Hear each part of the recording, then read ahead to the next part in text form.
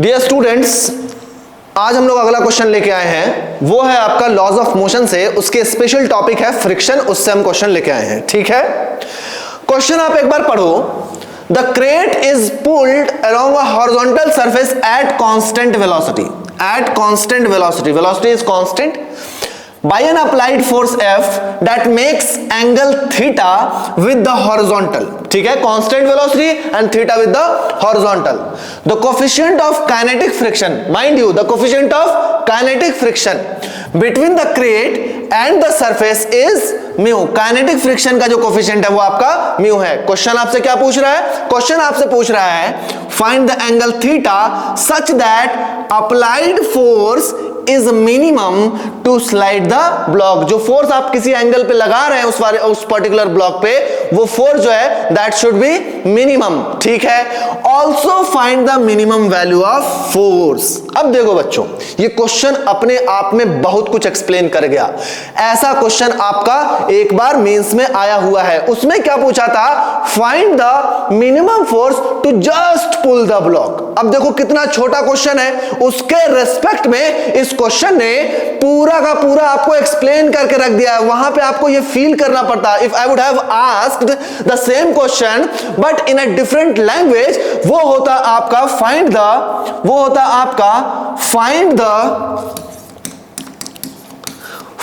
The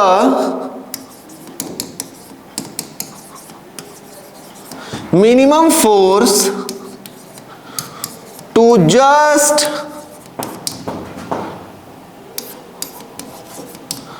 pull a block, जो कि किसी सरफेस पे रखा हुआ है जिसका कोफिशिएंट ऑफ फ्रिक्शन जो है वो आपका म्यू दिया हुआ है। अब देखो, ये एक लाइन का क्वेश्चन और ये पूरा का पूरा 5 लाइन का क्वेश्चन, ये दोनों सेम क्वेश्चन है। वहां पे आपको दिमाग लगाना पड़ता कि यहां देखो, हाँ, बहुत सारे बच्चे इसमें क्या करने वाले थे, बहुत सारे बच्चे ऐसा काम करते थे कि सर यहां पर आप एक काम कर लीजिए कि एक ब्लॉक ले लीजिए और ब्लॉक के नीचे आप जो है ब्लॉक के नीचे आप ग्राउंड बना दीजिए। ठीक है, ये आपका हो गया ग्राउंड। ठीक है, अब ये यहां पे बच्चे क्या करते थे? बच्चे बोलते थे कि ठीक है सर, अब आप एक काम कीजिए, यहां पे जो है फोर्स लगाइए F। ये एज्यूम कर लेते थे कि अप्लाइड फोर्स हॉरिजॉन्टल होगा। ये किसी ने बोला कि अप्लाइड फोर्स हॉरिजॉन्टल होगा? नहीं। यहां पे अगर आप एज्यूम कर लोगे कि F बराबर यानी कि F हॉरिजॉन्टल है, तो आपका जो फ्रिक्शन का जो मैक्सिमम वैल्यू अभी लगेगा वो कितना लगेगा? तो सर वो मैक्सिमम वैल्यू लगेगा म्यू टाइम्स नॉर्मल, और नॉर्मल किसके बराबर होगा? नॉर्मल ऊपर लगेगा और mg आपका नीचे लगेगा। क्योंकि वर्टिकल डायरेक्शन में कोई मोशन नहीं हो रहा है, एक्सेलरेशन 0 है, तो नॉर्मल बराबर mg।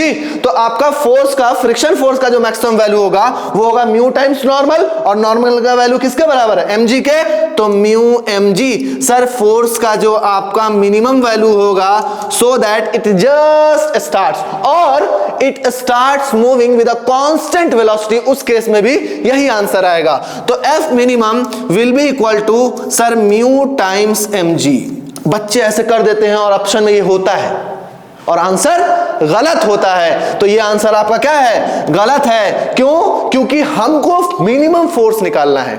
जैसे मान लो कि दिस पर्टिकुलर कुर्सी है, दिस पर्टिकुलर चेयर, मुझे इसको खींचना है। ठीक है, ये जो कुर्सी है इसको मुझे खींचना है। अब इस कुर्सी को मैं पुल करूंगा तो जाहिर सी बात है कि नीचे से इस पे नॉर्मल लग रहा है कि नहीं, और नॉर्मल जो है वो भी फ्रिक्शन फोर्स को डिसाइड करता है। मैं किसी तरह से नॉर्मल को अगर घटा के पुल करूं तो एफर्ट को थोड़ा और कम किया जा सकता है।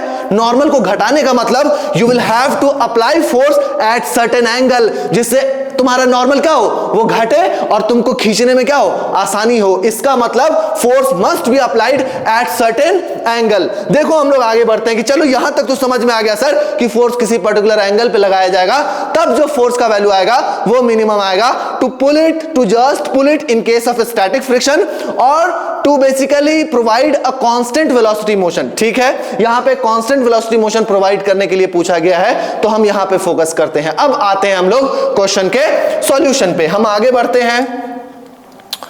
देखो बच्चों, हमको जो है एक ब्लॉक दे दिया है, हमको जो है एक ब्लॉक दे दिया है। ठीक है, ये आपका हो गया ब्लॉक, और ये आपका जो है ये आपका ग्राउंड है। ठीक है। ग्राउंड और इसके बीच में आपका थोड़ा गैप आ गया है, मैं इसे थोड़ा सा ऊपर करता हूं ताकि ये गैप बेसिकली फिल हो। हाँ, अब यहां पे देखो, मान लो कि मैं यहां पे लगाता हूं फोर्स, तो जाहिर सी बात है फोर्स मुझे किसी पर्टिकुलर एंगल पे लगाना है। दिस इज फोर्स F और ये हॉरिजॉन्टल से किसी पर्टिकुलर एंगल थीटा पे लगाना है। सर फ्रिक्शन किधर लगेगा? इस केस में नॉर्मल लगेगा, नॉर्मल ऊपर की तरफ लगेगा, ये आपका हो गया नॉर्मल। अच्छा, इस पे आपका वेट लग रहा होगा तो वेट आपका नीचे की तरफ लगेगा, वो लगेगा आपका क्या? mg। और इस फोर्स के दो कंपोनेंट होंगे, एक आपका होगा F cos थीटा जो इसको पुल करेगा हॉरिजॉन्टल डायरेक्शन में, और एक आपका होगा F sin थीटा जो कि आपके नॉर्मल के एफर्ट को घटाएगा, ठीक है, नॉर्मल को कम करेगा। और इस बीच में अगर इसको कांस्टेंट वेलोसिटी से मूव करते रहना है तो पीछे की तरफ इस सरफेस पे, जो नीचे वाला बेस सरफेस है, उस पे आपका काइनेटिक फ्रिक्शन लगेगा, and that kinetic friction will be equal to mu times ये जो नया वाला नॉर्मल है। अब एक चीज बताओ, अगर ब्लॉक को जमीन से कांटेक्ट नहीं छोड़ना है, अगर ब्लॉक को जमीन से कांटेक्ट नहीं छोड़ना है, इसका मतलब वर्टिकल डायरेक्शन में जो एक्सेलरेशन होगा वो आपका जीरो होगा, और वर्टिकल डायरेक्शन में जब एक्सेलरेशन जीरो होगा दैट मींस ऊपर के ये दोनों फोर्स और नीचे का mg ये दोनों एक दूसरे को क्या करेगा? सर बैलेंस कर देगा, ठीक है सर। तो लिख देते हैं normal plus F sin theta will be equal to तुम्हारा mg। तो यहां से मैंने नॉर्मल निकाल लिया, कितना हो गया सर? ये हो जाएगा आपका mg minus F sin theta, ये आपका हो गया नॉर्मल। तो अभी फ्रिक्शन का यानी कि आपका वैल्यू कितना लग रहा होगा? तो सर फ्रिक्शन फोर्स जो होगा वो Fk that is kinetic friction will be equal to mu times normal की जगह लिख दूंगा mg minus F sin theta. ये जो है ये आपका फ्रिक्शन है। अब तुम ही मुझे बताओ कि अगर इस ब्लॉक को कांस्टेंट वेलोसिटी से मूव करना है तो फ्रॉम न्यूटन्स फर्स्ट लॉ, क्या बोलता था न्यूटन फर्स्ट लॉ? कि अगर कोई बॉडी कांस्टेंट वेलोसिटी से मूव कर रही है इसका मतलब उसका एक्सेलरेशन जीरो, और एक्सेलरेशन जीरो है इसका मतलब उस पे लगने वाला नेट फोर्स जीरो। तो नेट फोर्स अगर जीरो लगने वाला है दैट मींस सर ये आपका ब्लॉक है हॉरिजॉन्टल डायरेक्शन में, इस पे खींचने वाला जो फोर्स है वो है सर F cos थीटा, और पीछे से जो रोकने वाला फोर्स है वो है आपका Fk। और अगर इस पूरे सिस्टम को कांस्टेंट वेलोसिटी से मूव करना है दैट मींस ये दोनों फोर्स का नेट सम आपका जीरो होना चाहिए, और जब ये दोनों फोर्स का नेट सम जीरो होना चाहिए दैट मींस ये दोनों फोर्स एक दूसरे को बैलेंस करेगा। अगर बैलेंस करेगा तो हम कह सकते हैं कि इस केस में सर F cos थीटा ये आपका काइनेटिक फ्रिक्शन के क्या हो जाएगा? काइनेटिक फ्रिक्शन के बराबर हो जाएगा। और काइनेटिक फ्रिक्शन है कितना सर? ये आपका है mu times mg minus F sin theta. समझ में मेरी बात आई? तो हमको बेसिकली क्या मिल गया? हमको F और थीटा में रिलेशन आ गया, क्योंकि म्यू कांस्टेंट है और mg भी आपका क्या है? कांस्टेंट है। तो हम पहले फोर्स को थीटा के टर्म में लाते हैं, तो कितना हो जाएगा सर? ये आपका हो गया F cos थीटा, और उधर से minus mu F sin theta को इस तरफ ले आओ तो कितना हो जाएगा sir? Plus mu F sin theta will be equal to कितना हो जाएगा? Mu times mg।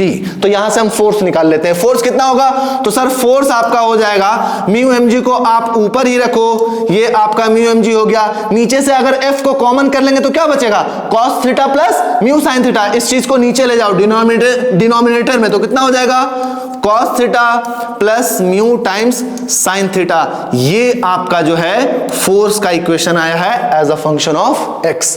मतलब ये फोर्स का इक्वेशन है किसके रेस्पेक्ट में? किसका फंक्शन है? थीटा के रेस्पेक्ट में, कि कितने एंगल पे लगाएंगे, किसी पर्टिकुलर एंगल पे लगाएंगे ना, तो अगर उस पर्टिकुलर एंगल से कम पे लगाएंगे तो हो सकता है फोर्स ज्यादा हो जाए, उस पर्टिकुलर एंगल से ज्यादा पे लगाएंगे तो हो सकता है फोर्स ज्यादा हो जाए। इन सारे फोर्सेस में हमको मिनिमम वैल्यू निकालना है। अब तुम एक चीज बताओ, तुमने पढ़ा होगा मिनिमा और मैक्सिमा। मिनिमा और मैक्सिमा में क्या पढ़ा था सर? मिनिमा और मैक्सिमा में हमने पढ़ा था कि जब कोई भी y as a function of x दिया रहता है और हमको y का मिनिमम वैल्यू निकालना रहता है तो हम क्या करते हैं सर? उसको डिफरेंशिएट कर देते हैं और डिफरेंशिएट करके क्या करते हैं, डिफरेंशिएट करके उसको जीरो के बराबर कर देते हैं। एग्जैक्टली वही काम हम यहां पे करेंगे, क्योंकि हमारा क्या होगा, तो sir force as a function of theta दिया हुआ है, हम इसको कर देंगे differentiate with respect to theta, और जो डिफरेंशिएट करने के बाद इक्वेशन आएगा उसको क्या कर देंगे, जीरो के बराबर कर देंगे, और वहां से हमको थीटा का वैल्यू आएगा। तो हम इसको करेंगे इक्वल टू जीरो, किस चीज के लिए,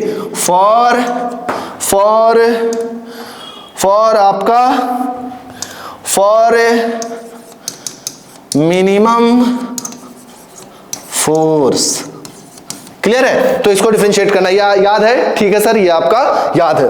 हम लोग आगे बढ़ते हैं, एक काम करते हैं, इसको हम कर लेते हैं सिलेक्ट, इसकी जरूरत है अगले पेज पे, इसको हम लोग कर लेते हैं सिलेक्ट,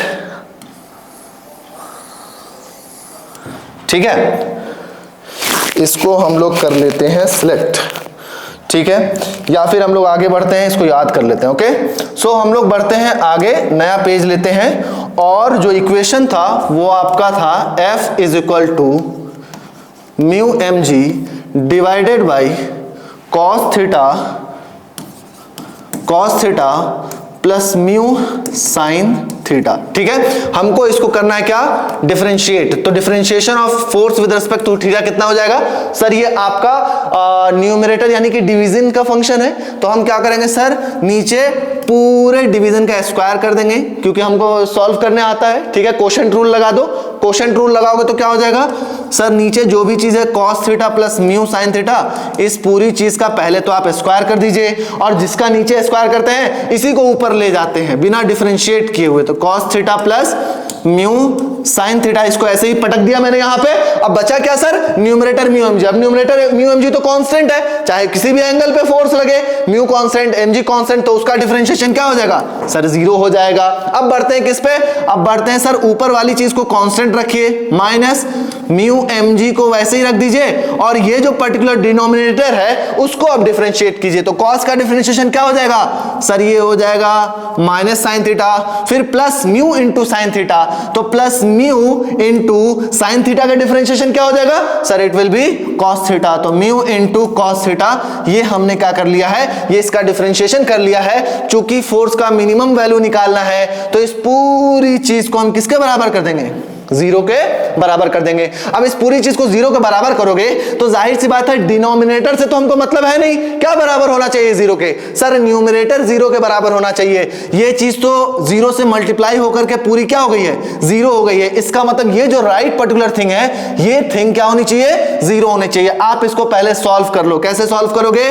माइनस माइनस प्लस, तो प्लस आपका mu m g sine theta, और ये माइनस प्लस कितना हो जाएगा, माइनस म्यू एम जी। ठीक है, ये म्यू और ये म्यू दोनों म्यू मल्टीप्लाई होकर म्यू स्क्वायर एम जी हो जाएगा, इनटू कॉस थीटा, ये बराबर हो जाएगा आपका जीरो के। एक काम करते हैं, इसको राइट साइड ले जाएंगे। अगर इसको राइट साइड ले जाएंगे तो क्या होगा, तो सर ये आपका हो जाएगा mu m g sine theta बराबर आपका हो जाएगा mu square m g cos theta, और यहां से हम एम जी से एम जी को उड़ा देंगे और म्यू से इसके स्क्वायर को उड़ा देंगे। तो यहां पे हमारा इक्वेशन आ जाएगा sine theta and cos theta, sine by cos क्या हो जाएगा tan थीटा, और ये बराबर हो जाएगा आपके म्यू के। तो यहां से हमको समझ में आया कि जिस पर्टिकुलर एंगल पे हमको फोर्स निकालना है वो पर्टिकुलर एंगल हो जाएगा tan इनवर्स म्यू। बात समझ में आई, tan इनवर्स म्यू। तो इस पर्टिकुलर एंगल पे हमको वो फोर्स लगाना पड़ेगा, और अगर आपको सही से याद हो तो ये पर्टिकुलर एंगल ऑफ फ्रिक्शन हुआ करता था, है ना। तो जो एंगल ऑफ फ्रिक्शन होता है उसी पर्टिकुलर एंगल पे अगर हम फोर्स लगाएंगे, अब तुम बोलोगे sir what is angle of friction, उसको तुम थोड़ा देख लेना। इट इज नथिंग बट जो टोटल नॉर्मल फोर्स होता है ना, टोटल रिएक्शन फोर्स और नॉर्मल के बीच में जो एंगल होता है उसको बोलते हैं एंगल ऑफ फ्रिक्शन। तो वो भी साइन थीटा बराबर म्यू के tan थीटा बराबर म्यू के बराबर आता है। ठीक है, यहां पे ये पर्टिकुलर फोर्स भी म्यू के बराबर आया है। ठीक है, इसका मतलब ये जो फोर्स लगने वाला है ये रिएक्शन फोर्स के देखो, सही से देखो, बहुत चीज यहां पे लग रहा है आपका नॉर्मल, ये आपका लग रहा है फ्रिक्शन, ये हो गया नॉर्मल, ये हो गया फ्रिक्शन, यहां पे लग रहा है सर क्या, ये आपका लग रहा है टोटल रिएक्शन फोर्स। ये वाला जो एंगल होता है यही आपका म्यू के बराबर होता है, इसका tan का वैल्यू, इसी को बोलते हैं एंगल ऑफ फ्रिक्शन। और मैंने क्या बोला, मैंने बोला कि तुम जो फोर्स लगा रहे हो जो कि मिनिमम होना चाहिए, तो ये जो फोर्स इस तरफ लग रहा है ये भी हॉरिजॉन्टल से कितने एंगल पे लग रहा है, म्यू पे लग रहा है, मतलब tan थीटा इसका क्या है, म्यू है। बात समझ में आ रही कि नहीं? इसका मतलब हमको समझ में आ गया कि ये जो रिएक्शन फोर्स है और ये जो मिनिमम फोर्स जो तुम अप्लाई कर रहे हो ये दोनों आपस में 90 डिग्री पे होना चाहिए। ये बात समझ में आई?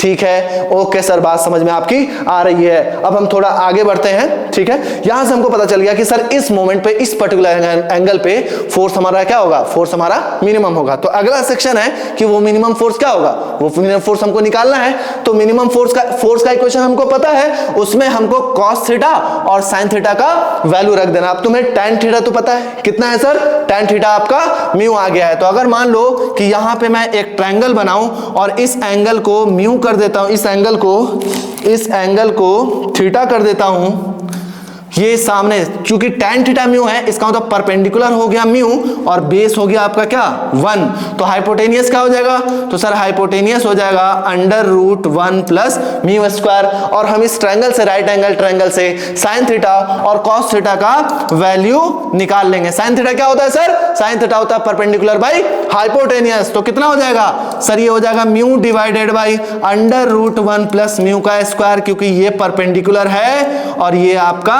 बेस है। अब बताओ cos थीटा कितना हो जाएगा, तो सर cos थीटा आपका हो जाएगा बेस बाय हाइपोटेनियस। बेस कितना है, तो बेस है 1 डिवाइडेड बाय √1 प्लस म्यू का स्क्वायर। ये आपका sin थीटा और cos थीटा का वैल्यू आ गया है। आपको करना कुछ नहीं है, आपको इस वाले इक्वेशन में इसको डाल देना है, जो कि mu mg cos theta plus mu sin theta है, जहां पे sin थीटा का value mu by √1 plus mu square है, cos थीटा का value 1 by √1 plus mu square का वैल्यू है। ठीक है, बस हमको कुछ नहीं करना है, आगे पुट कर देना है, आगे पुट कर देना है। तो पुट कर देते हैं सर, f बराबर हो जाएगा mu mg divided by cos theta. cos theta का वैल्यू कितना था सर, cos थीटा का वैल्यू था 1 डिवाइडेड बाय √1 प्लस म्यू का स्क्वायर, और प्लस sin थीटा का वैल्यू कितना था, म्यू टाइम्स sin थीटा का वैल्यू कितना था सर, ये था म्यू बाई √1 प्लस म्यू का स्क्वायर। तो म्यू इंटू म्यू क्या हो जाएगा, mu square divided by 1 plus mu का होल स्क्वायर। इसको सॉल्व करो तो f बराबर जो हो जाएगा वो हो जाएगा आपका म्यू mg डिवाइडेड बाई इन दोनों का एलसीएम लेके √1 प्लस म्यू का स्क्वायर हो जाएगा, और ऊपर क्या बचेगा सर, ऊपर बचेगा 1 प्लस म्यू का स्क्वायर। एक बात बताओ, ये अंडर रूट में है और ऊपर ये कंप्लीट है, तुमको नहीं लगता ये रूट टाइम्स उड़ा देगा, और अगर रूट टाइम्स उड़ा देगा तो कितना हो जाएगा, √1 प्लस म्यू स्क्वायर टाइम उड़ा देगा। इसका मतलब जो फोर्स का मिनिमम वैल्यू आया वो कितना आया सर, वो आया mu mg divided by √1 plus mu का होल स्क्वायर। ये आपका फोर्स का मिनिमम वैल्यू आया। समझ में मेरी बात आई? अगली बार मिलते हैं इसी तरह के क्वेश्चन के साथ।